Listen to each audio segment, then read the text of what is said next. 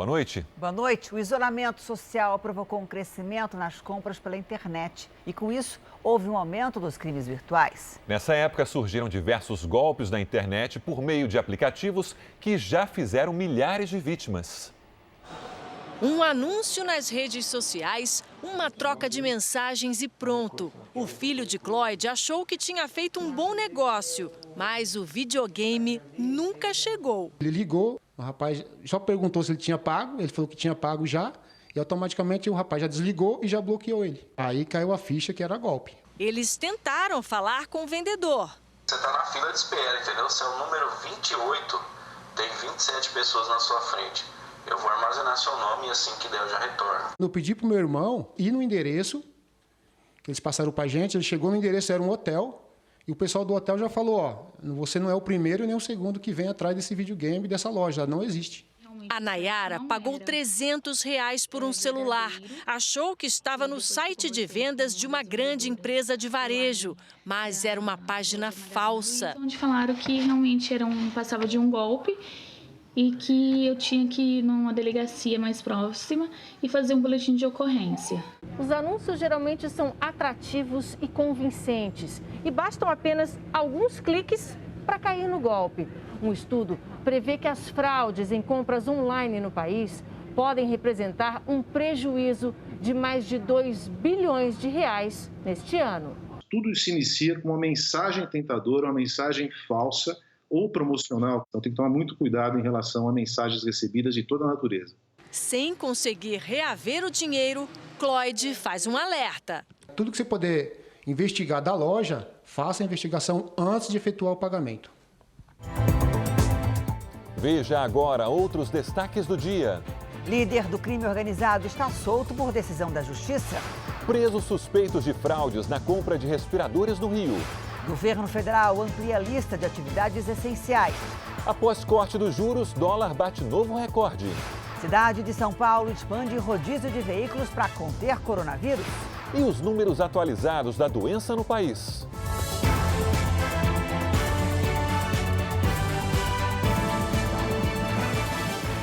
Oferecimento Bradesco, reinventando o futuro ao lado da sua empresa.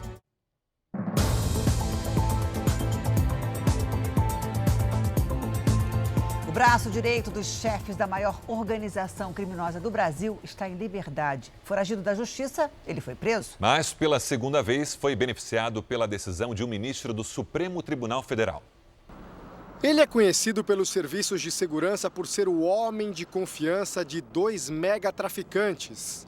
Gilberto Aparecido dos Santos, o Fuminho, e Wellington Xavier dos Santos, o Capuava. Walter Lima Nascimento, o Guinho, exibe um histórico intrigante de benefícios em decisões da Justiça. Preso em 2014 com 400 quilos de cocaína e condenado em 2016 a 20 anos de prisão, Guinho foi beneficiado mais uma vez. No último dia 14, uma liminar do ministro Marco Aurélio Mello, do Supremo Tribunal Federal, o colocou em liberdade. A decisão foi tomada apenas um dia depois da prisão do líder da organização criminosa, Fuminho, em Moçambique, numa operação comandada pelo delegado da Polícia Federal, Elvis Seco. Era o criminoso mais perigoso da facção criminosa PCC em liberdade. A cocaína que ele exportava saía da Bolívia. Grande parte dessa cocaína vinha para solo brasileiro para fornecer para a facção. Mas também grande parte ia para os nossos portos e partia via navio, para o continente africano e europeu. Na decisão liminar a favor de Guinho, o ministro Marco Aurélio Mello menciona questões legais e não riscos à saúde por conta da pandemia. A Procuradoria-Geral da República já se manifestou contra a decisão. A desembargadora Ivana Davi, do Tribunal de Justiça de São Paulo, explica que apenas traficantes muito poderosos conseguem chegar ao STF. São presos que têm dinheiro para bancar, uma defesa tão longa e tão cara como é hoje se recorrer ao Supremo Tribunal Federal. 2 anos depois de ter sido condenado, Walter Lima Nascimento já havia conseguido um habeas corpus, também numa decisão do ministro Marco Aurélio Mello. Em março do ano passado, a primeira turma do STF cassou a liminar, mas Guinho não se entregou à justiça. Ele ficou foragido por 6 meses até ser capturado, saindo desse shopping aqui na região do ABC Paulista. O traficante passou 7 meses atrás das grades e já está solto de novo. Ainda não há data para o julgamento do mérito da liminar no Supremo, mas a desembargadora teme que seja difícil recapturar o braço direito de Fuminho. A própria facção pode pagar para ele manter foragido, com casa, comida, até fora do país, importa a possibilidade de se entregar à justiça quase em zero. Com a pandemia do coronavírus, diminuiu a circulação de pessoas e cargas pelo Brasil e, por isso, assaltantes estão roubando mercadorias que ainda estão nos depósitos. Eles usam documentos falsos e passam por motoristas cadastrados nas empresas para entrar e sair pela porta da frente. O número de roubos e furtos de carga nas estradas caiu 34% no estado de São Paulo em comparação com o mesmo mês do ano passado. As ações de isolamento social adotadas durante a pandemia de Covid-19 fizeram com que os crimes envolvendo o transporte de cargas fossem reduzidos de forma significativa, em razão do comércio estar fechado nesses últimos tempos. Por causa disso, a atuação dos bandidos tem sido diferente. Segundo dados desta empresa voltada para a prevenção de roubos de carga, nos últimos meses houve uma mudança no foco dos criminosos. A escassez de mercadoria em trânsito transfere o interesse marginal para os estabelecimentos onde estão armazenadas essas mercadorias. Furtos de carga por meio de falsificação de documento têm sido cada vez mais comuns nos registros da empresa. Nos últimos 2 meses, houve um aumento de quase 50% em relação ao ano passado. Por isso, as transportadoras têm procurado maneiras de se proteger.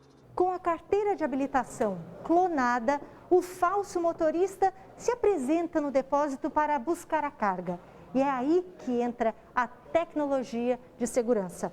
A imagem do documento é confrontada com a original. E aí, na hora, o sistema de reconhecimento facial detecta a fraude. Nesse caso, apenas 8% de similaridade. Contra-inteligência e inteligência, né? A inteligência das empresas de segurança e gerenciamento de riscos e a contra-inteligência dos bandidos. Por causa do coronavírus, a Justiça de São Paulo mandou soltar 130 condenados pela Lei Maria da Penha. Eles são acusados de praticar violência contra mulheres. As equipes saíram cedo para capturar foragidos da Justiça.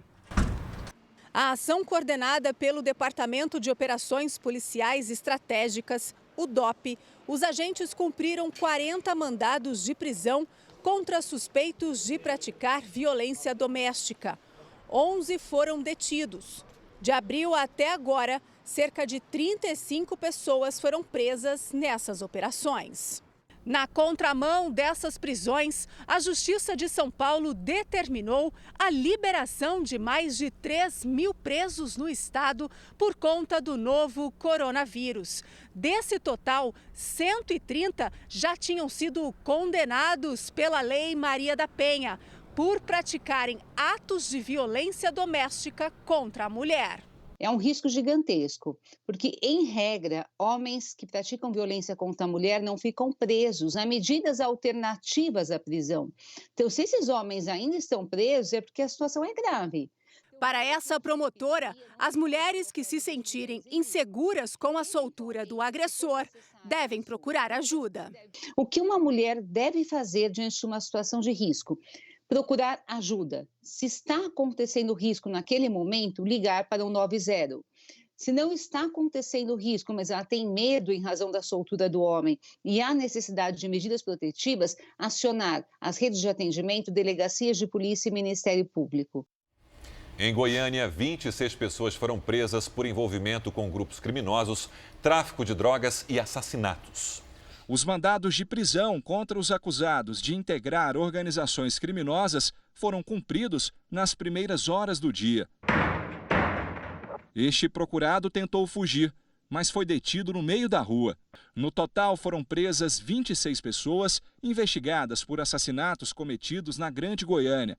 7 são mulheres. Criminosos que, de certa forma, trabalhavam para alguns faccionados, especialmente no tráfico de drogas e em crimes contra a vida. Essa foi a terceira fase da operação, que até agora prendeu cerca de 100 pessoas envolvidas com assassinatos e tráfico de drogas.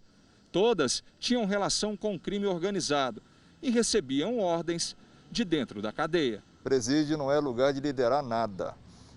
Presídio não é lugar de chefiar nada, de planejar crime na rua. Presídio é lugar de cumprir pena. O rodízio de veículos em São Paulo volta a partir da próxima segunda-feira. Ele estava suspenso desde o dia 17 de março. A circulação vai ficar ainda mais restrita na cidade. O prefeito Bruno Covas anunciou as mudanças e justificou. Não dá para a gente não deixar de tomar medidas como essa, no momento que a gente observa uma taxa de ocupação de leitos de UTI passar os 80%.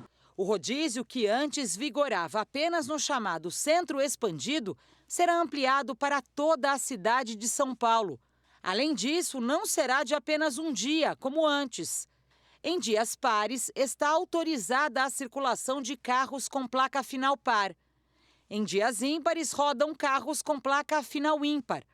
A restrição é para o dia inteiro e não só para os 2 horários de pico. E as regras agora valem inclusive para os sábados e domingos. Do jeito que eles estão fazendo é um absurdo. É teste em cima de teste e a gente fica que nem barata tonta. Eu acho que é importante para que as pessoas tomem mais consciência da situação que a gente está passando no momento, que é uma situação muito séria. Para quem já era liberado do rodízio, como os táxis, não muda nada. Quem trabalha no setor de saúde vai poder circular livremente, depois de fazer um cadastro.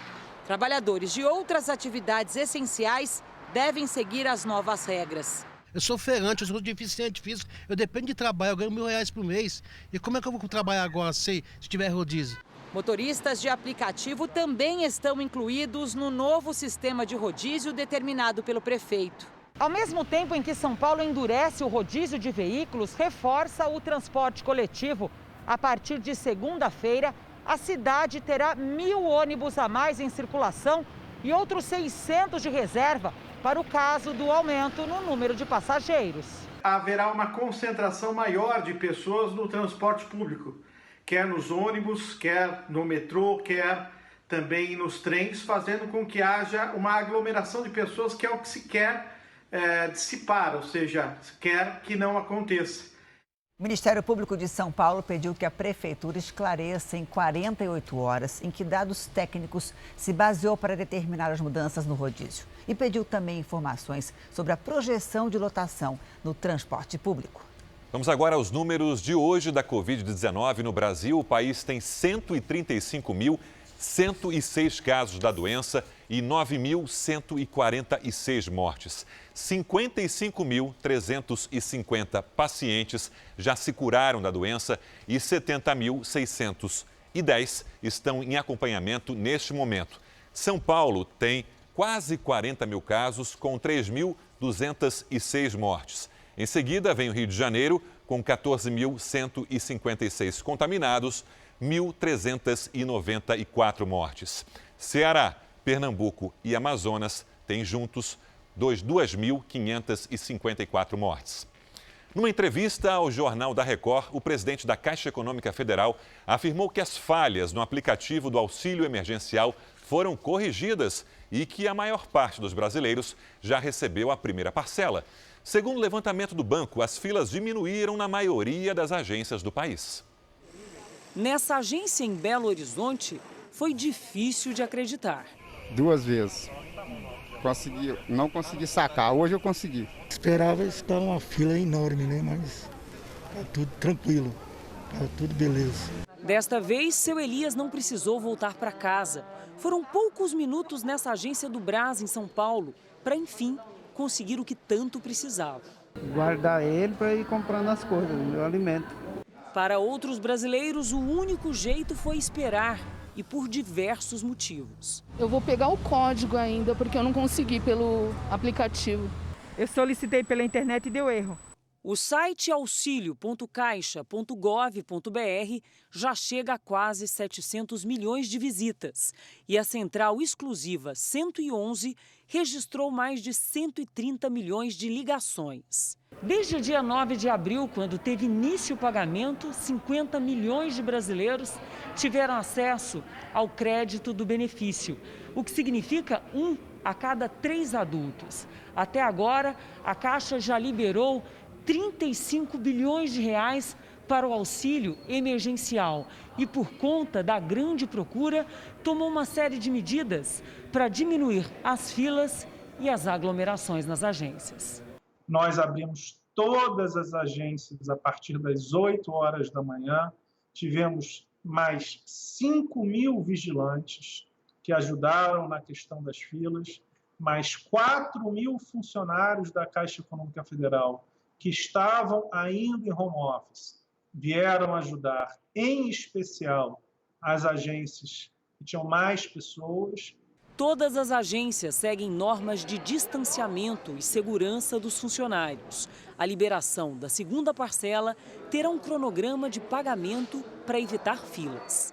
Nós teremos uma base mais organizada para o cronograma, para que as pessoas, em especial as mais carentes, consigam saber exatamente quanto que elas vão receber.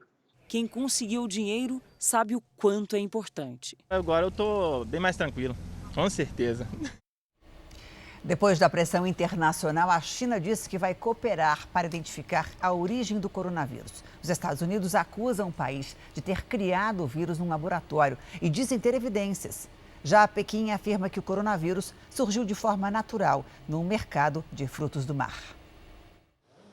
A porta-voz do Ministério das Relações Exteriores da China perguntou como o secretário de Estado americano Mike Pompeo já concluiu que o coronavírus surgiu em um laboratório de Wuhan, se os cientistas ainda não chegaram a essa conclusão.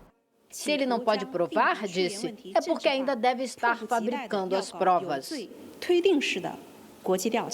Pompeo acusou a China de esconder amostras do vírus usadas na fabricação de vacinas e exigiu transparência dos chineses.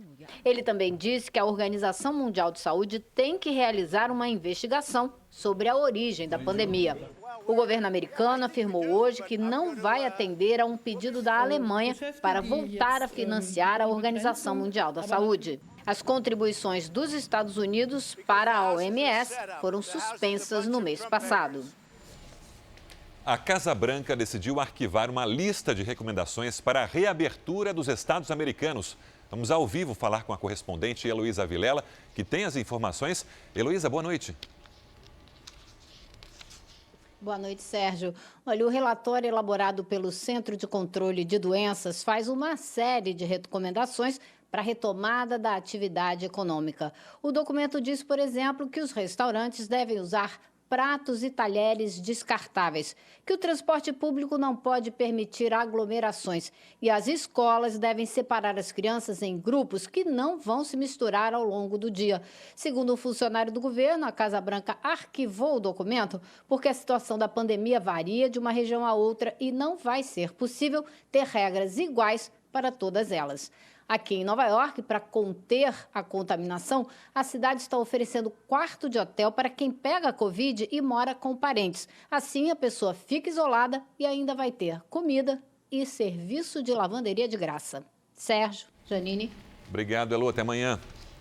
Na França, o governo apresentou hoje um plano para começar a flexibilizar a quarentena. A ideia é dividir o país em dois. Paris e regiões próximas serão classificadas como zona vermelha, onde serão mantidas algumas restrições, mas o transporte público vai continuar funcionando. No resto do país, escolas e estabelecimentos comerciais vão ser reabertos a partir de junho, mas só se a taxa de infecção continuar baixa. Já o governo britânico pretende estender o confinamento em vigor desde março. E quase 50% dos médicos pesquisados pela Associação Médica Britânica disseram que precisam comprar seus próprios equipamentos de proteção. Quem não consegue apela para as doações. 16 mil médicos foram ouvidos. A Advocacia Geral da União fez um novo pedido ao Supremo Tribunal Federal num inquérito que apura a suposta tentativa do presidente Bolsonaro de interferir na Polícia Federal. Vamos ao vivo até Brasília com o Luiz Fara Monteiro. Oi, Fara, boa noite para você. Oi, Janine, boa noite. A Advocacia Geral da União pede que o ministro Celso de Mello, do STF, autorize a entrega de uma versão editada da reunião ministerial citada no depoimento do ex-ministro Sérgio Moro. E alega que neste encontro foram tratados assuntos potencialmente sensíveis e reservados de Estado, inclusive de relações exteriores. A defesa de Sérgio Moro contesta e diz que o conteúdo na íntegra é importante para o esclarecimento dos fatos. O ex-ministro da Justiça alega ter sido ameaçado de demissão por Bolsonaro se não promovesse trocas na Polícia Federal durante essa reunião. A AGU também pode recorrer da decisão da Justiça Federal de São Paulo, que obriga o presidente a divulgar por completo os exames que fez para a eventual detecção da Covid-19. De Brasília, Luiz Fara Monteiro. Obrigada, Fara. E o presidente Bolsonaro disse que vai vetar o projeto aprovado no Congresso Nacional que permite aumento de salário para algumas categorias de servidores públicos. Hoje, o presidente, ministros e empresários da indústria foram ao Supremo Tribunal Federal pedir apoio à abertura gradual da economia. O presidente Jair Bolsonaro conversou com um grupo de empresários primeiro no Palácio do Planalto. Segundo o governo, eles representam 45% de toda a riqueza que é produzida no país. Durante a reunião, auxiliares do presidente conseguiram acertar de improviso uma visita ao Supremo Tribunal Federal. Jair Bolsonaro, os ministros da Economia, Paulo Guedes, da Casa Civil, Braga Neto, da Defesa, Fernando Azevedo, parlamentares e os empresários atravessaram a pé a Praça dos Três Poderes até o STF. A maioria usava máscaras. No encontro com o ministro Dias Toffoli, Bolsonaro falou da necessidade de diminuir as medidas de isolamento social. Segundo o entendimento do Supremo, governadores e prefeitos têm autonomia para decidir o que deve ou não deve abrir durante a pandemia de coronavírus. O presidente disse que levou os empresários para que o Supremo saiba o que está acontecendo. Nós sabemos do problema do vírus, que devemos ter todo o cuidado possível para que nós não nos infectemos, bem como preservar vidas, em especial daqueles que estão no grupo de risco, os mais idosos, que têm comorbidades. Mas temos um problema que vem cada vez mais nos preocupando. Os empresários trouxeram agora, diretamente e pessoalmente, essas aflições.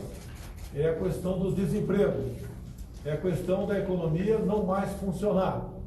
E as consequências, o efeito colateral do combate ao vírus não pode ser mais danoso, né, do que a própria doença. E pelo que parece, alguns estados foram um pouco longe, eu digo alguns estados, nas medidas restritivas.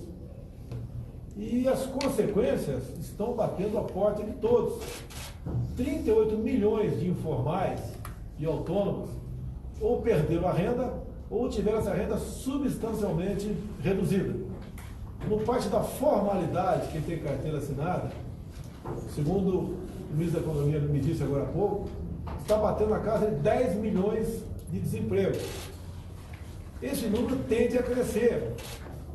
Por isso, esse grupo de empresários, não é a primeira vez que se reuniu com a semelhança dos senhores, nos trouxeram essa preocupação. Para o presidente do Supremo, é preciso um trabalho coordenado com estados e municípios. O que os senhores trazem aqui, com devida razão, é a necessidade de nós termos um planejamento. E se nós formos ver as ruas, as pessoas estão saindo às ruas, porque já está chegando uma situação que as pessoas já querem sair. Então tem que ter essa saída de uma maneira coordenada.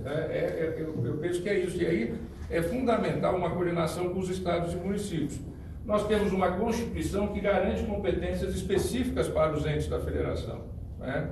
E foi isso que o Supremo tem decidido, mas sempre respeitando as competências da União, as competências nacionais de orientação quanto às atividades essenciais, quanto às atividades de transporte, quanto às atividades de produção. Os empresários que acompanharam o presidente até o STF são de setores como construção civil, calçados e químico. A indústria está na UTI, né? E na UTI precisa sair, e para sair precisa que ocorram as flexibilizações de maneira que a roda volte a rodar. O governo decidiu ampliar os serviços considerados essenciais. Foi editado o novo decreto com a lista que inclui a construção civil, as indústrias químicas e petroquímicas e de produtos de saúde, higiene, alimentos e bebidas.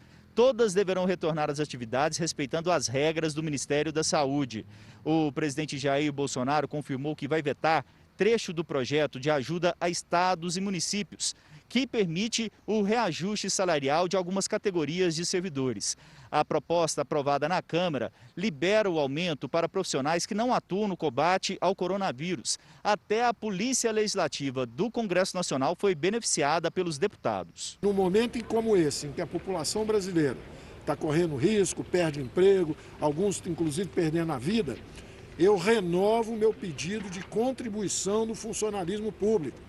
São 2 anos sem aumento, só isso que nós pedimos.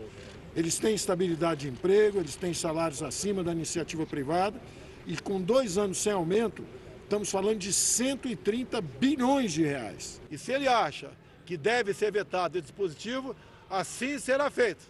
Nós devemos salvar a economia, porque a economia é vida. Vamos agora com a opinião do jornalista Augusto Nunes. Oi, Augusto, boa noite para você.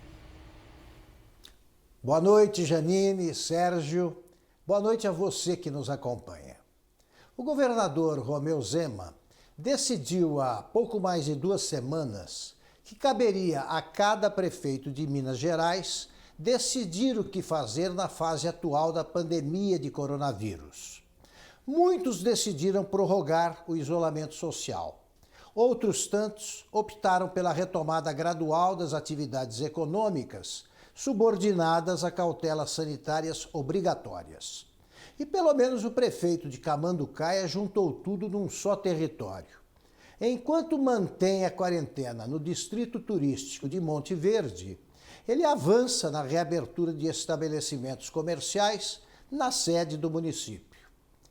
Outros governadores resolveram ampliar as restrições do isolamento ou ameaçar com ações judiciais prefeitos que apostam no retorno à normalidade.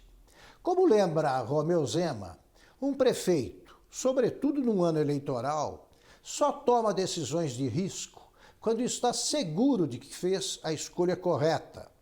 E os resultados animadores da Fórmula Mineira confirmaram uma velha verdade. Nenhum governador conhece o município melhor que o seu prefeito. O Congresso promulgou a chamada PEC do Orçamento de Guerra, que libera gastos da União no combate à Covid-19. A União está autorizada a adotar um regime extraordinário fiscal, financeiro e de contratações, restrito ao período de calamidade. A campanha SOS Famílias do Sertão vai ajudar moradores do interior do Nordeste em meio à crise da pandemia. Para doar, é só aproximar o celular do QR Code que está no canto da tela. Há 20 anos, o projeto Nova Canaã beneficia famílias com educação, orientações e alimentos. Com a crise do coronavírus, as carências se tornam ainda maiores. A campanha quer manter a ajuda social já oferecida pelo projeto no sertão nordestino e estender a mais pessoas. A seguir, o dólar bate recorde e é vendido a quase R$6. E ainda nessa edição, após denúncia aqui no Jornal da Record, o governo de São Paulo suspende compra de mais de 1 milhão de aventais para profissionais de saúde. E às 10h30 da noite tem o programa Coronavírus Plantão ao vivo com Eduardo Ribeiro.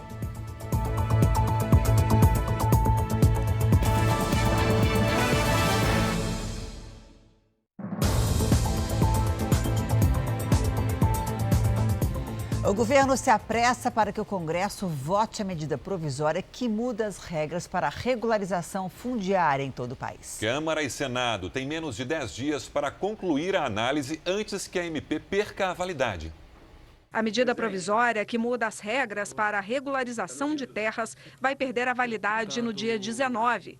O texto deve ser votado na Câmara e no Senado para então ser sancionado pelo presidente da República. Essa medida provisória visa principalmente regularizar terras de pequenos produtores que não têm a escritura de propriedade do imóvel, mas só vai conseguir se beneficiar desta medida quem não tiver pendências ambientais na Justiça e também não estiver em áreas de proteção ambiental, indígenas ou quilombolas.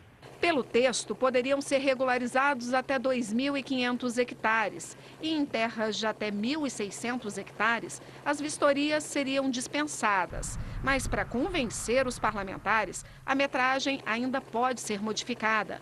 Para essa professora da Universidade de Brasília, ligada à área ambiental, o texto não impacta na preservação do meio ambiente. Os estados e municípios passam a conhecer melhor esses pequenos produtores e a poder cobrar, fazer uma fiscalização mais intensiva, porque eles são já referenciados a essas propriedades. E por último, a União, vendendo as terras, elas terá um recurso muito importante nesse momento de recuperação do Brasil pós-Covid-19. O governo defende que as novas regras vão ajudar na preservação da Amazônia, já que os produtores da região são obrigados por lei a manter 80% da vegetação original. E também pode reduzir crimes por conflitos em terras não escrituradas. Mais de 50% da Amazônia Legal são propriedades que não têm domínio, ou seja, como é que a polícia ambiental, como que as forças de segurança pública vão combater narcotráfico, extração de madeira ilegal, queimadas ilegais, enfim, uma série de coisas que acontecem numa propriedade que não tem CPF nem CNPJ. O ministro da Infraestrutura, Tarcísio de Freitas, disse em entrevista exclusiva que o governo planeja a construção de mais um hospital de campanha em Manaus. O Ministério da Infraestrutura irá trabalhar para trazer ao Brasil equipamentos de combate à pandemia do coronavírus. Aeronaves serão enviadas para a China nos próximos dias. Vamos mandar nas próximas 6, 8 semanas 40 aeronaves. São 960 toneladas de equipamentos. Basicamente, máscaras cirúrgicas, máscaras N95. O ministro também disse que a pasta planeja construir novos hospitais de campanha. É provável que a gente já monte um de imediato em Manaus, consegue fazer a montagem em 10, 12, 15 dias no máximo. Apesar da pandemia, o governo não paralisou obras e prevê a retomada de projetos, como a continuação da rodovia Transamazônica, que corta transversalmente o Brasil de leste a oeste. Nós estamos tocando obras muito importantes, como a retomada da Transamazônica na 230 Pará, a ponte de Foz do Iguaçu, e temos conseguido manter essas atividades sem problema. Segundo o ministro, o governo prevê uma retomada rápida da economia depois da pandemia, por meio de obras e concessões de rodovias, portos e aeroportos. A estimativa é arrecadar 250 bilhões de reais com as privatizações. Nós vamos fazer 43 leilões de concessão de aeroportos, nós vamos fazer leilões de ferrovias, 17, 18 mil quilômetros de rodovia, terminais portuários, privatizações de portos. E aí, como a privatização de Santos, por exemplo, que já está em estudo. A entrevista completa do ministro Tarcísio de Freitas você pode ver nas plataformas digitais do Jornal da Record. O dólar comercial bateu recorde nesta quinta-feira. A moeda americana subiu quase 2,5% e encerrou o dia a R$ 5,84. Especialistas apontam a queda da taxa Selic ontem e o temor expressado hoje pelo ministro Paulo Guedes sobre a economia brasileira como motivos para a pressão sobre o real. Manter a comunicação é uma arma importante na luta contra o coronavírus. Os consumidores esperam que as marcas se posicionem e ajudem a sociedade neste momento de pandemia.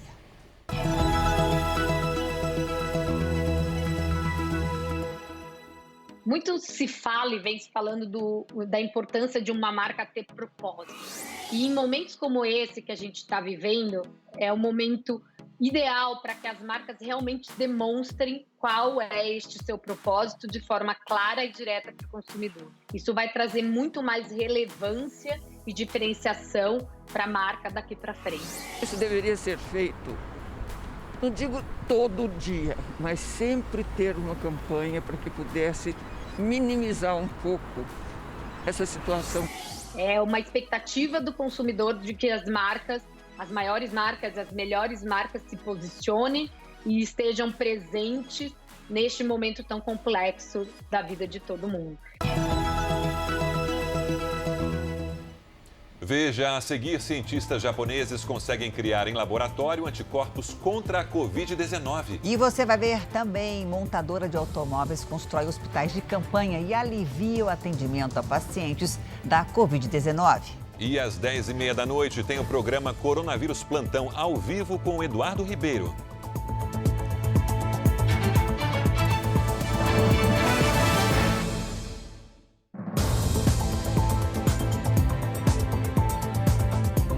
O governador de São Paulo determinou a suspensão da compra de mais de 1 milhão de aventais por 14 milhões de reais. João Dória disse que uma corregedoria extraordinária vai verificar os contratos fechados durante a pandemia.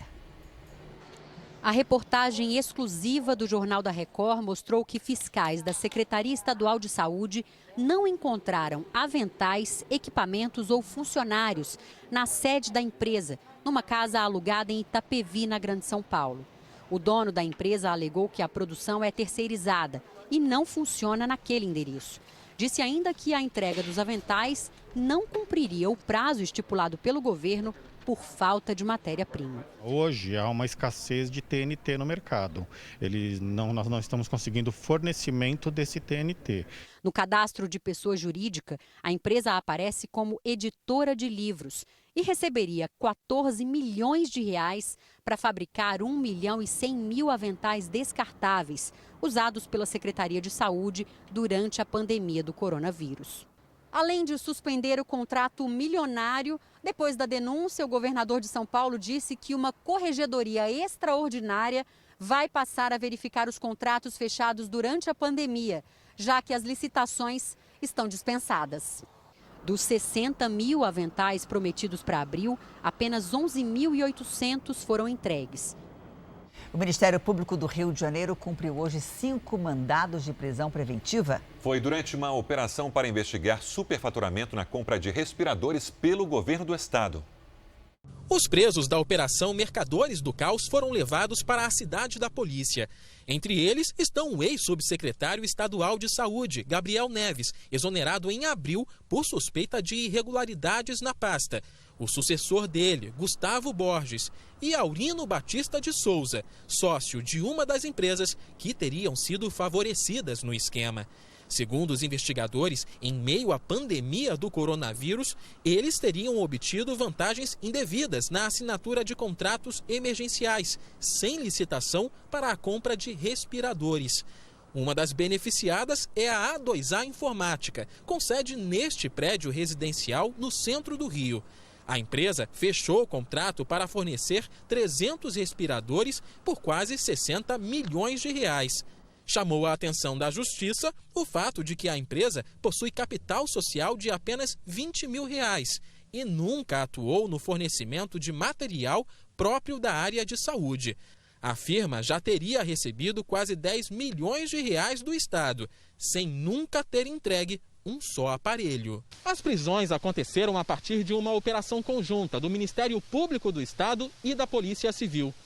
Todos os contratos emergenciais, inclusive os que têm indícios de superfaturamento em equipamentos, foram assinados pelo ex-subsecretário estadual de Saúde, Gabriel Neves, alvo de uma ação por conduta inadequada que causa danos à administração pública, à improbidade administrativa. Gabriel foi secretário de Saúde em Seropédica, na Baixada Fluminense. Na época, descumpriu o acordo com o Ministério Público para dar transparência na contratação de pessoal, para evitar o pagamento de funcionários fantasmas no município. Ele também foi secretário de Ciência e Tecnologia no governo de Luiz Fernando Pezão. Enquanto no Rio de Janeiro o respirador saiu por R$ 176 mil, no Pará, por exemplo, corrigindo a informação veiculada ontem, o mesmo aparelho custou R$ 126 mil. O esquema de fraudes da saúde também pode ser investigado em uma CPI da Assembleia Legislativa do Rio. O objetivo é realmente a gente gerar o maior grau de transparência possível com o gasto dos recursos públicos e apontar a responsabilidade dessas pessoas. As defesas de Gustavo Borges e Aurino Batista disseram que não vão se pronunciar porque ainda não tiveram acesso aos autos do processo. O advogado do ex-subsecretário de Saúde, Gabriel Neves, não respondeu à nossa reportagem. O Ministério Público de São Paulo quer que a Prefeitura de Araraquara explique por que tentou comprar respiradores com um preço muito acima do valor de mercado. A quantia que seria usada para pagar os equipamentos médicos daria para comprar uma frota de carros importados. Os primeiros casos de Covid-19 em Araraquara foram confirmados no final de março. O prefeito Edinho Silva, do PT, decretou o estado de calamidade pública na cidade, o que autoriza, por exemplo, a compra de equipamentos sem licitação. Foi o que fez a prefeitura. Este documento mostra, com dispensa de licitação, a aquisição de 25 respiradores ou ventiladores pulmonares por quase R$ 4.200.000. A data é 13 de abril. A negociação foi feita com a Hi-Top Brasil, empresa com sede na capital paulista. Na internet, ela vende de acessórios a eletrônicos, além de produtos médicos e hospitalares.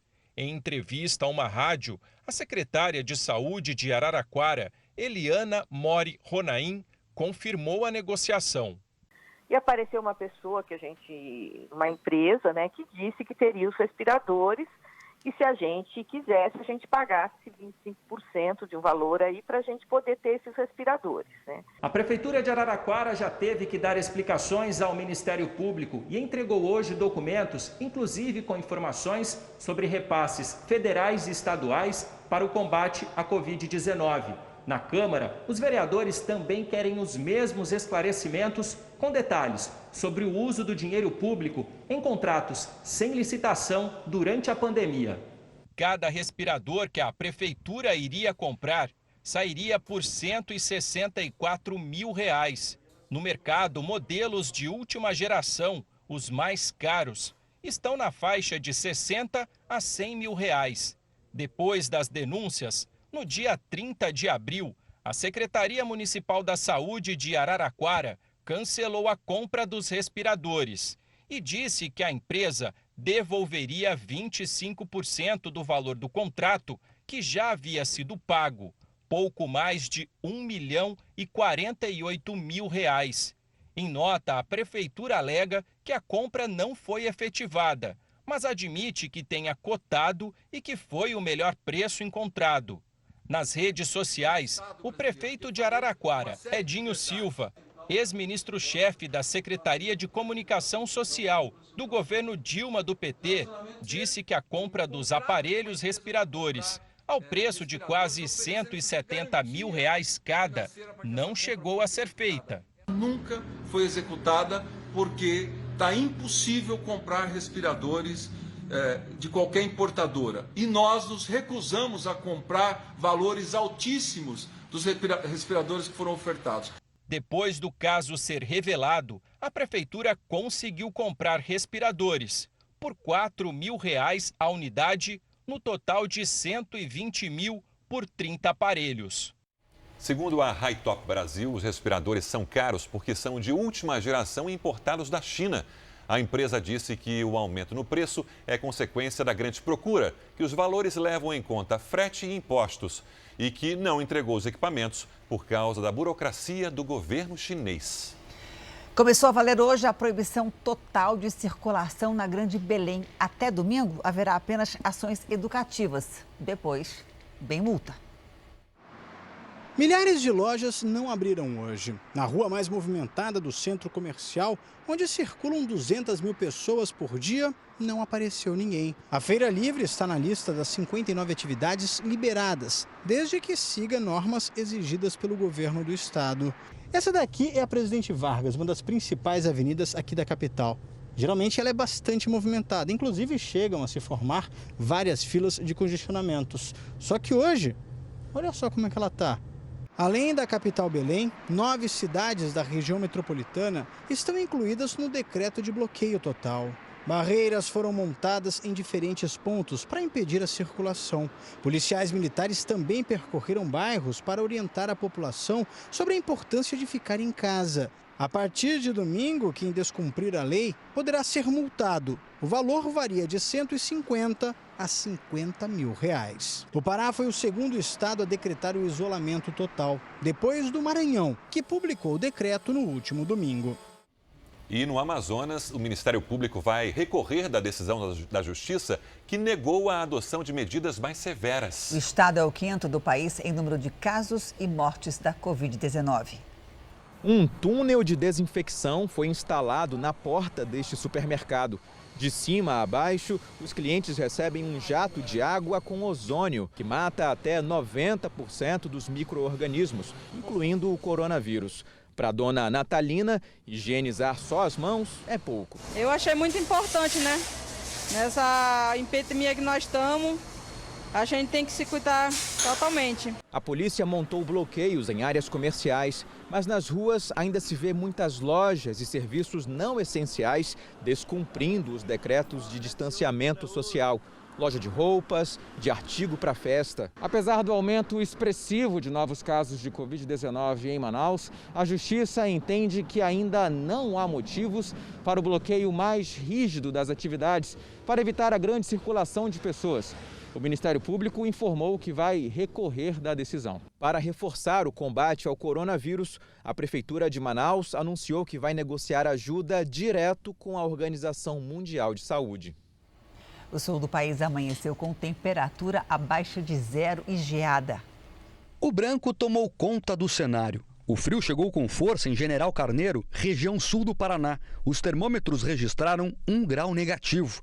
Até a teia da aranha congelou. Em Cascavel, no oeste do estado, as plantações amanheceram assim. Na Lapa, região metropolitana de Curitiba, o portal da cidade dava pistas que o dia seria gelado. Na capital, a quinta-feira começou com 3 graus. Teve quem pulou cedo da cama para conferir a paisagem diferente. Tirar umas fotos com essa fumaça saindo do lago, é bonito pra caramba. E o frio chegou para ficar, pelo menos nessa semana. Segundo os meteorologistas, a massa de ar polar que derrubou as temperaturas deve ficar por aqui até sábado. Os outros estados da região sul também tiveram um dia gelado. Nas primeiras horas da manhã, o termômetro no centro de São Joaquim marcava 0 grau. Em Urupema, uma das cidades mais frias, a temperatura ficou ainda mais baixa. Em Chapecó, o pessoal aproveitou a geada para escrever no gelo que ficou nos carros. A vegetação também estava branquinha. Na Serra Catarinense, o dia amanheceu encoberto, com neblina. No Rio Grande do Sul, Quaraí, na fronteira com o Uruguai, teve sensação térmica de 1,5 grau negativo. Já os porto-alegrenses acordaram com uma sensação de 7 graus, o dia mais frio do ano até agora na capital gaúcha.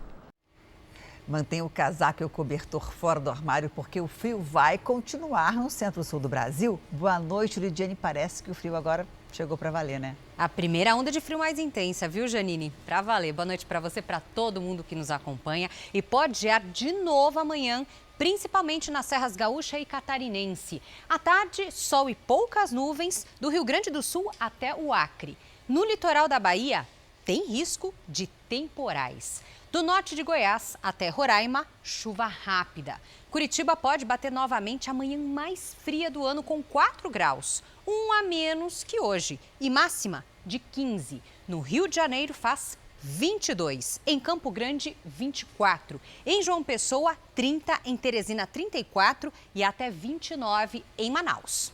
Lidiane, o Tempo Delivery de hoje vai para o Assis de Jesus, de São Luís, no Maranhão. Vamos lá, Janine. Olha, Assis, sexta quente com 31 graus por aí. O dia vai ser de chove e para. No sábado, essa chuva vai diminuir.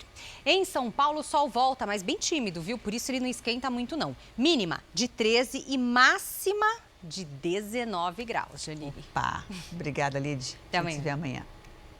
No Japão, um grupo de pesquisadores desenvolveu um anticorpo artificial que se mostrou eficaz no combate à Covid-19. Uma esperança para o fim da pandemia pode estar nos laboratórios dessa universidade japonesa. Numa parceria com 2 empresas de biotecnologia, o grupo conseguiu desenvolver um anticorpo artificial capaz de neutralizar a ação do vírus dentro do organismo. As células de defesa criadas em laboratório têm 1/10 do tamanho dos anticorpos convencionais e baixo custo de produção. Testes comprovaram que o novo anticorpo bloqueia a entrada do vírus nas células humanas, impedindo que a infecção ocorra. Agora, os cientistas querem desenvolver um medicamento para a Covid-19 a partir do anticorpo artificial e já negociam com empresas farmacêuticas. Na luta contra a doença, o governo japonês liberou nesta quinta-feira o uso do antiviral Remdesivir. É o primeiro medicamento experimental aprovado no país para tratar a Covid-19. O primeiro-ministro Shinzo Abe quer também a aprovação de uma outra droga, o Avigan. O antiviral japonês é usado no país contra a gripe, mas ainda passa por testes clínicos para comprovar a eficácia contra o novo coronavírus. Uma mãe e o bebê recém-nascido se recuperaram do coronavírus na Inglaterra. Catherine Dawson testou positivo para a Covid-19 aos 8 meses de gravidez. Ela precisou de um respirador e a filha também nasceu com a doença em estado grave. A chance de sobrevivência era de 50%. Mas 37 dias depois, as duas receberam alta. Pai, mãe e a bebê saíram aplaudidos do hospital. Aqui no Brasil, uma montadora de automóveis construiu 2 hospitais de campanha, um em Minas Gerais e outro em Pernambuco, para atender aos doentes do coronavírus. A ação solidária vem em boa hora, vai desafogar o sistema de saúde das cidades que receberam a ajuda.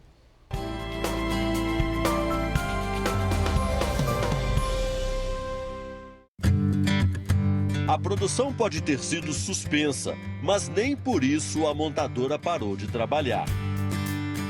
Em Goiânia, zona da mata pernambucana, a Fiat Chrysler Automóveis construiu um hospital de campanha com 100 leitos, consultórios e posto de enfermagem equipados. Em Betim, região metropolitana de Belo Horizonte, parte da área recreativa da fábrica foi cedida à prefeitura e ao governo de Minas, também para abrigar um hospital de campanha construído pela multinacional. São 200 leitos. Perto dali, no polo automotivo, impressoras 3D fabricam 2.000 protetores faciais a serem doados a serviços de saúde de Minas e Pernambuco, estados onde ficam as fábricas da empresa. Todo mundo deve fazer seu papel, né? Então, os governos, claramente, estaduais, federais, cada cidade, cada município, mas também as grandes, as médias, pequenas empresas que podem ajudar nessa direção, né? A campanha de solidariedade também contempla os que precisam lutar pela sobrevivência diária. Muitos dos envolvidos na fabricação de automóveis, que antes costumavam ver o problema social apenas da janela, agora decidiram descer do carro e ir para a cozinha para matar a fome dos moradores em situação de rua. Com alimentos doados pela montadora e a generosidade de um renomado chefe italiano radicado em Minas, milhares de marmitas são preparadas. O cardápio é reforçado: arroz, feijão, salada e carne. A gente começou fazendo, acho que 400 marmitas 3 vezes por semana, né? Essa semana já vamos fazer 2.500 marmitas total. Então já são 10.000 refeições por mês. A doação de 18 toneladas de alimentos para esses 9.000 moradores de rua significa 18 semanas de comida garantida. Máximo, o chefe de cozinha, e Antônio, o presidente da companhia. 2 amigos italianos ajudando o Brasil a enfrentar o coronavírus. O Jornal da Record termina aqui. Logo mais às 10h30 tem o programa Coronavírus Plantão com Eduardo Ribeiro. E à 00:30 tem mais Jornal da Record. Fica agora com a novela Apocalipse. Boa noite, se cuida e a gente se vê amanhã. Boa noite e até amanhã.